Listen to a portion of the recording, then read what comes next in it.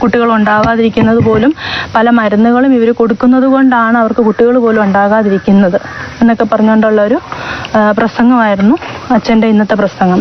അത് ഇന്ന് മാത്രമല്ല, ഇതിനു മുമ്പും ലവ് ജിഹാദ് എന്നുള്ള ആ ഒരു പ്രശ്നം പുറത്തു വന്നപ്പോഴത്തേനും അച്ഛൻ അന്നേരവും മുസ്ലിം സമുദായത്തിൽപ്പെട്ടവരെ അവഹേളിച്ചുകൊണ്ട് കുറെ സംസാരിച്ചു. ബൈബിളിന്റെ സ്നേഹവചനം പറഞ്ഞ് വിശ്വാസി സമൂഹത്തിന്റെ ഇടയിൽ മാറ്റൊരു സൃഷ്ടിക്കേണ്ട, കാരുണ്യവും സ്നേഹവും അർപ്പണബോധവും ഒക്കെ പഠിപ്പിക്കേണ്ട വൈദികന്മാരുടെ നാവിൻ തുമ്പിൽ നിന്ന് വരുന്ന വിഷലിപ്തമായ വാക്ക് കേട്ട് വിശ്വാസി സമൂഹത്തിൽ തന്നെ മുൻനിരയിലുള്ള കന്യാസ്ത്രീകൾക്ക് പോലും വികാരം മണപൊട്ടി ഒഴുകുന്നുണ്ട് എങ്കിൽ പ്രതിഷേധം അവർ പ്രത്യക്ഷമായി തന്നെ പ്രകടിപ്പിക്കാൻ സന്നദ്ധമായി മാധ്യമങ്ങൾക്ക് മുമ്പിൽ വന്നിട്ടുണ്ട് എങ്കിൽ എന്റെ ക്രൈസ്തവ സഹോദരങ്ങളെ, നിങ്ങൾക്ക് എന്താണ് ഈ സംഭവിക്കുന്നത്? എന്നെ സംബന്ധിച്ചിടത്തോളം ഇതൊക്കെ കാണുമ്പോൾ ഒരു തലത്തിൽ അൽഹംദുലില്ലാഹ് എന്ന് ഞാൻ ഹൃദയം കൊണ്ട് അള്ളാഹുവിനെ സ്തുതിക്കുകയാണ്.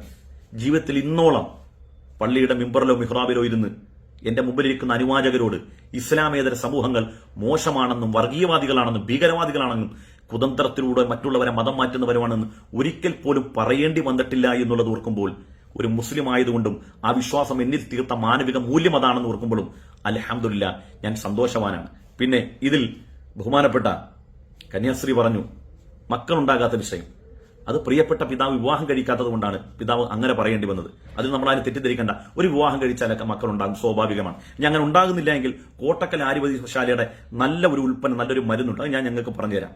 പക്ഷേ ഇതൊക്കെ പിതാവ് പറയുമ്പോഴും എവിടെ നിന്നാണ്ടായി പറയുന്നത്? അത് ഓർക്കുമ്പോഴേ ഈ അത്ഭുതം. എവിടെ നിന്നാണ് ഇത് പറയുന്നത്? അത് സിസ്റ്റർ പറയും. വർഗീയത വിളമ്പുന്ന ഒരു പ്രസംഗം ഈ ഇവിടുത്തെ മഠത്തിലെ ചാപ്പലിൽ തന്നെയാണ്. ഈ ചാപ്പലിൽ അത് നടത്താൻ പറ്റില്ല എന്നും പറഞ്ഞുകൊണ്ട് ഞങ്ങൾ പ്രതികരിച്ചു. ഞങ്ങൾ രണ്ടുപേര് ആ പ്രതിഷേധാർത്ഥം ഞങ്ങൾ ചാപ്പലിൽ നിന്ന് കുർബാന കൂടാതെ ഇറങ്ങിപ്പോവുകയും ചെയ്തു. ചാപ്പൽ എന്നുണ്ട്. ചാപ്പൽ എന്ന് പറഞ്ഞാൽ പ്രാർത്ഥനയ്ക്ക് വിശ്വാസികൾ തിരഞ്ഞെടുക്കുന്ന പ്രത്യേകമായ പ്രാർത്ഥനാ മണ്ഡപം എന്നൊക്കെ പറയാം. ആ സ്ഥലത്ത് നിന്നുകൊണ്ടാണ് ഈ പച്ച വിഷം കലക്കി വിശ്വാസി സമൂഹത്തോട് വിടുന്നത്. എന്റെ പ്രിയപ്പെട്ട പിതാവേ, നിങ്ങൾ ഈ ലോകത്ത് നടക്കുന്ന കാര്യങ്ങൾ വല്ലതും അറിയുന്നുണ്ടോ? നിങ്ങളിങ്ങനെ മുസ്ലിമീങ്ങളുടെ പിന്നാലെ നടന്ന് മതപരിവർത്തനവും വർഗീയതയും ഭീകരവാദവും ഒക്കെ പറഞ്ഞപ്പോൾ ലോകതലത്തിൽ നിങ്ങൾക്ക് സംഭവിച്ചുകൊണ്ടിരിക്കുന്ന നിങ്ങളുടെ അവസ്ഥ നിങ്ങൾ അറിയുന്നുണ്ടോ? ഒന്ന് കണ്ടു നോക്ക്. യുകെയിൽ ക്രിസ്ത്യൻ പള്ളികൾ അടച്ചുപൂട്ടുന്നു. തദ്ദേശീയരായ പുതുതലമുറ ദൈവവിശ്വാസത്തിൽ നിന്ന് അകലുന്നതായി കണ്ടെത്തൽ. യുകെയിലെ തദ്ദേശീയരായ പുതുതലമുറ ദൈവവിശ്വാസത്തിൽ നിന്ന് അകലുന്നതിന്റെ പശ്ചാത്തലത്തിൽ ക്രിസ്ത്യൻ പള്ളികൾ വൻതോതിൽ അടച്ചുപൂട്ടുകയാണ്. റിപ്പോർട്ടുകൾ പ്രകാരം കഴിഞ്ഞ ഒരു ദശകത്തിനിടെ 3500-ലധികം പള്ളികൾ യുകെയിൽ അടച്ചുപൂട്ടി. വീടുകളായോ കമ്മ്യൂണിറ്റി സെന്ററുകളായോ പല പള്ളികളും മാറ്റി. 2011 സെൻസസുമായി താരതമ്യം ചെയ്യുമ്പോൾ ക്രിസ്ത്യൻ സമൂഹത്തിൽ 13% കുറവാണ് ഉണ്ടായിരിക്കുന്നത്. അതേസമയം മുസ്ലിം ജനസംഖ്യ 6.5% ഉയർന്ന് 3.9 മില്യണിലേക്ക് എത്തി. സത്യത്തിൽ ഇപ്പൊ നിങ്ങൾ എത്തിപ്പെട്ടിരിക്കുന്ന ദുർഗതിയെക്കുറിച്ച് നിങ്ങൾ ഓർക്കാറുണ്ടോ? ലോകാടിസ്ഥാനത്തിൽ നിങ്ങൾ ഇസ്ലാമിനെതിരെ എന്തെല്ലാം കുതന്ത്രങ്ങൾ മെനയുന്നു. എത്ര യൂട്യൂബ് ചാനലുണ്ടെന്ന് കേരളത്തിൽ. ക്രൈസ്തവനായ ആളുകൾ, മാത്യു സാമുവലിനെ പോലുള്ള ആളുകൾ, അവരൊക്കെ രാവും പകലും ഇസ്ലാം അല്ലാതൊരു സബ്ജക്റ്റ് ഉണ്ടോ? എന്നിട്ട് ഏതെങ്കിലും ഒരു വിശ്വാസിയെ നിങ്ങൾക്ക് ആ കൂട്ടത്തിൽ നിങ്ങൾക്ക് മാനവിക മൂല്യം പറഞ്ഞ് നിങ്ങളുടെ ബൈബിളിന്റെ ആ സ്നേഹവചനം പറഞ്ഞ് ഒരാളെയെങ്കിലും ചേർത്തിർത്താൻ കഴിയുന്നുണ്ടോ? ഒരു വിശ്വാസി എന്ന നിലയ്ക്ക് കഴിയുന്നില്ലല്ലേ? എന്നാൽ കൊഴിഞ്ഞുപോക്ക് അതിരൂക്ഷമാണ്.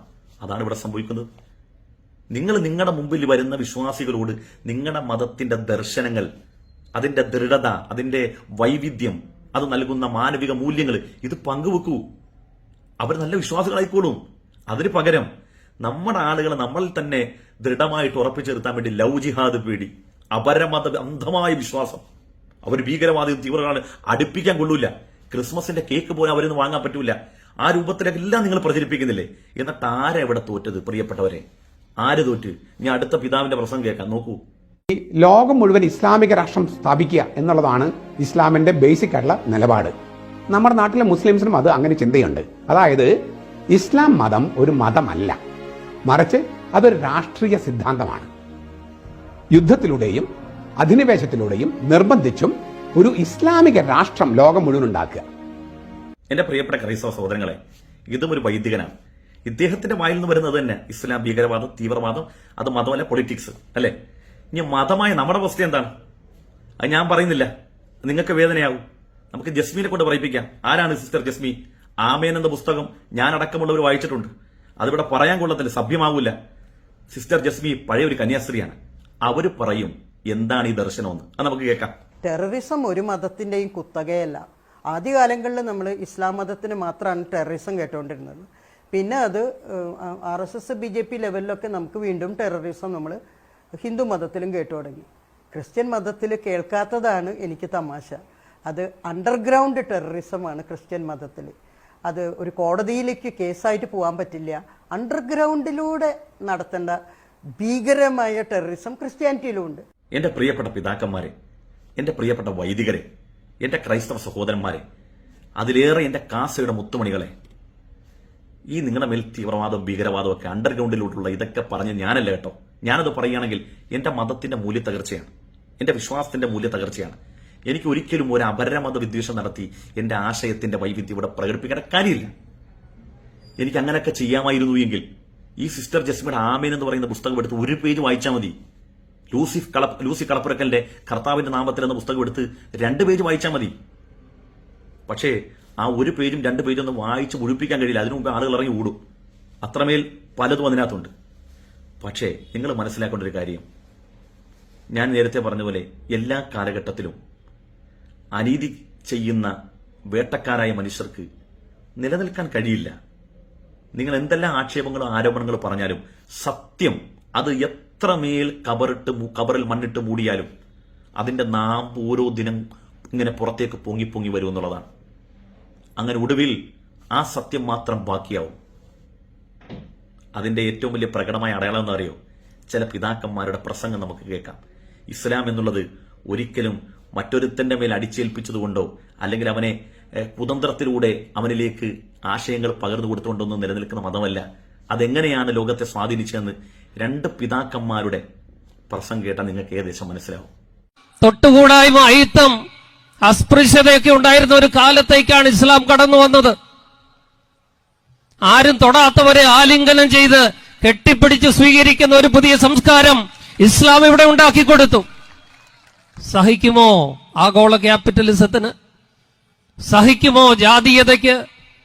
സഹിക്കുമോ സവർണദേശീയതയ്ക്ക്? ഫാഷിസത്തിന്?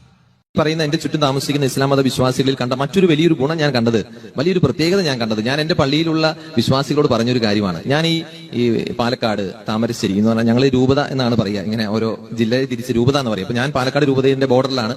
പാലക്കാട്, അപ്പുറത്ത് താമരശ്ശേരി, തലശ്ശേരി, ഈ പ്രദേശങ്ങളിലുള്ള ഒരുപാട് അനാഥ മന്ദിരങ്ങളിലും വൃദ്ധമന്ദിരങ്ങളിലും ഒക്കെ ഞാൻ സന്ദർശനം നടത്താറുണ്ട്. ഇന്ന് വരെ ഒരു അനാഥ മന്ദിരത്തിലോ വൃദ്ധമന്ദിരത്തിലോ ഒരു ഇസ്ലാം മത വിശ്വാസിയെ ഞാൻ കണ്ടിട്ടില്ല.